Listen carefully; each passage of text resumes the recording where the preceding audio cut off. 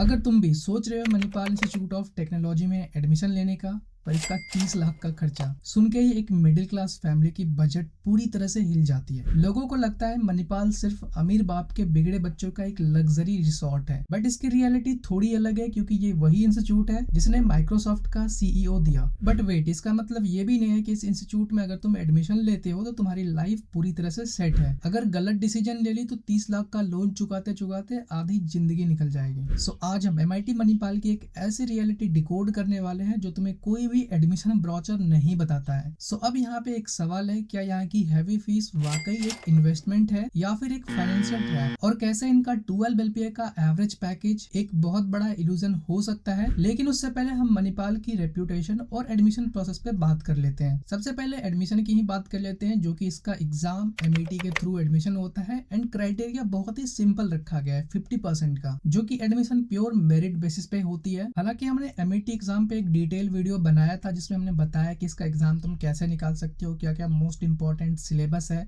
अगर वो वीडियो नहीं देखी और इस एग्जाम की तैयारी कर रहे हो तो जरूर से चेकआउट करना। अब जान लेते थोड़ा इस इंस्टीट्यूट को, जो कि एस्टैब्लिश्ड हुआ 1957 में और ये अभी आता है एमएएचई के अंदर। नैक से A++ ग्रेड मिला हुआ है, साथ ही एनबीए से भी एक्रेडिट है। आज के टाइम पे तो मणिपाल कैंपस के अलावा इसके 3 और कैंपस देखने को मिलेंगे, जो कि टोटल 4 कैंपस हैं, जिसमें से 2 कैंपस में ही बीटेक प्रोग्राम ऑफर किया जाता है एंड इसका एक इंटरनेशनल कैंपस भी है जो दुबई में स्थित है। और रही बात इसकी ब्रांड वैल्यू की, तो इंटरनेशनल लेवल पे काफी अच्छा इन्होंने मार्केट अपना बना रखा है। बट अगर हम एनआरएफ रैंकिंग की बात करें तो अच्छी खासी रैंकिंग मिली हुई है। लेकिन दोस्त, इस ब्रांड वैल्यू की एक काफी हैवी प्राइस है, जो कि है ट्यूशन फीस, एंड ये बेसिकली ब्रांच वाइज डिपेंड करता है। अगर तुम लोअर ब्रांच के लिए भी जाते हो तो तुम्हारा सिर्फ 1 ईयर का फीस 4.5 लाख से स्टार्ट होगा, एंड अगर तुम सीएसई ब्रांच के लिए जाओगे या उससे रिलेटेड तो तुम्हें 6 लाख से भी ज्यादा पे करना पड़ सकता है। जिसका मतलब है सिर्फ 4 लाख का ट्यूशन फीस ही 18 लाख से लेके 25 या 26 लाख तक जा सकता है। ऊपर से तुम यहाँ की प्रीमियम हॉस्टल फैसिलिटीज भी इंक्लूड कर दो। सो अगर हम बिना किसी स्कॉलरशिप की यहाँ की खर्चा देके सिर्फ पर ईयर फीस की इंक्लूडिंग हॉस्टल एंड मेस, तो ये लगभग 6 लाख से लेके 8 लाख तुम्हारा पर ईयर जा सकता है। सो जो तुम्हारा 4 साल का टोटल बजट जाएगा वो 25 लाख से लेके 35 लाख तक जा सकता है। सो यहाँ पे तुम देख रहे हो इवन कोर ब्रांचेस में भी तुम्हें 25 लाख तक पे करना पड़ सकता है। इसीलिए एक मिडिल क्लास स्टूडेंट के लिए सीधे सीधे लोन लेने वाली बात आ जाती है। दैट्स वाई यहाँ की फीस के अकॉर्डिंग आरओआई को समझना काफी ज्यादा इंपॉर्टेंट है, जो मैं तुम्हें आगे बताऊंगा। बट उससे पहले एक और जरूरी बात, इनकी फीस भले ही ज्यादा है, बट एमआईटी में अगर जो टॉप परफॉर्मर होता है उसको 50% से लेके 100% तक स्कॉलरशिप भी मिलता है, बट लिमिटेड स्टूडेंट को। इसके अलावा अगर तुम्हारी पूरी फैमिली का इनकम 8 लाख से कम है तो तुम्हें उसके बेसिस पे भी स्कॉलरशिप मिल जाएगी। हालांकि इसमें स्कॉलरशिप अमाउंट कम होता है। That's why you have to be very smart about your branch choice. अब हम आते हैं उस मेन रियलिटी पे जिसके लिए तुम तभी से वेट कर रहे थे कि आखिर एक्चुअल प्लेसमेंट यहाँ की क्या है। देखो, एमआईटी अपने ब्राउचर में 86% यहाँ की प्लेसमेंट रेट दिखाता है रीसेंट ईयर का, जिसमें 69.25 एलपीए का हाईएस्ट पैकेजेस भी इंक्लूड है एंड एवरेज 12.31 एलपीए का। अब ये नंबर सुनने में काफी प्रीमियम लगते हैं, लेकिन इस डेटा के पीछे का सच कुछ और ही है। यहाँ के यूजी में करीब 2400 से भी ज्यादा इंटेक है, और इसी भीड़ की वजह से इतना प्रीमियम इंस्टीट्यूट होने के बावजूद भी टॉप कंपनीज के लिए कंपटीशन ऑब्वियसली बढ़ जाएगा। सो इसीलिए यहाँ की प्लेसमेंट रेट एक्चुअली जो एनआरएफ डेटा के अकॉर्डिंग है वो थोड़ा कम है, एंड टॉप 10% से लेके 20% स्टूडेंट को ही 15 लाख से ऊपर का पैकेजेस जाते हुए दिखता है। बाकी जो ओवरऑल बच्चा बच जाता है उसे 10 एलपीए के अराउंड एक प्लेसमेंट रेंज देखने को मिलती है। कुछ को इससे कम भी लगता है, बट ये 10 से 12-13 एलपीए के आसपास मेंटेन करके रखता है। अब यहाँ भी वो तुम्हें सबसे बड़ा प्रॉब्लम दिख रहा होगा जो तुम्हें बाकी सारे कॉलेजेस में भी दिखते हैं, दैट इज ब्रांच को लेके प्लेसमेंट। क्योंकि सारे ब्रांच में प्लेसमेंट एक जैसा नहीं होता है, जो कि हम बात कर रहे हैं कोर इंजीनियरिंग को लेके, जिसमें तुम्हारा सिविल एंड मैकेनिकल जैसे ब्रांचेस आते हैं। सो इन ब्रांचेस में 25 लाख दे के प्लेसमेंट ना लगना काफी बड़ा रिस्क है। लेकिन वही दूसरी तरफ अगर तुम सीएससी जैसे ब्रांच में आ जाते हो या फिर इनके स्पेशलाइजेशन जैसे ब्रांच में आ जाते हो, तो वो कहीं ना कहीं तुम्हारे फीस को जस्टिफाई कर देता है, क्योंकि इन ब्रांचेस में एक अलग ही इकोसिस्टम देखने को मिलता है। साथ ही पीयर ग्रुप काफी अच्छा देखने को मिलता है। इसके अलावा एकेडमिक्स में सिर्फ बोरिंग लेक्चर्स ही नहीं, क्योंकि इनके पास अपना एआई लैब्स है, एप्पल क्रिएटिव स्टूडियो है, आईओटी इनोवेशन इनोवेशन लैब है, साथ ही इनके पास 73 स्पॉन्सर्ड प्रोजेक्ट्स हैं एंड 48 फंडिंग एजेंसीज हैं। इन सब के अलावा भी यहाँ की कैंपस लाइफ वो काफी बेस्ट में गिना जाता है इंडिया के टॉप प्राइवेट कॉलेजेस में से, क्योंकि 313 एकड़ का इसका मेन कैंपस है जिसमें 100 से भी ज्यादा क्लब्स हैं, साथ ही मैसिव स्पोर्ट्स कॉम्प्लेक्स और इनका टेक्निकल एंड कल्चरल फेस्ट जो काफी ज्यादा पॉपुलर भी है। इन सब के बावजूद एक और इम्पोर्टेंट चीज है सेमेस्टर अब्रॉड प्रोग्राम, जो कि इनका टाई अप काफी अच्छे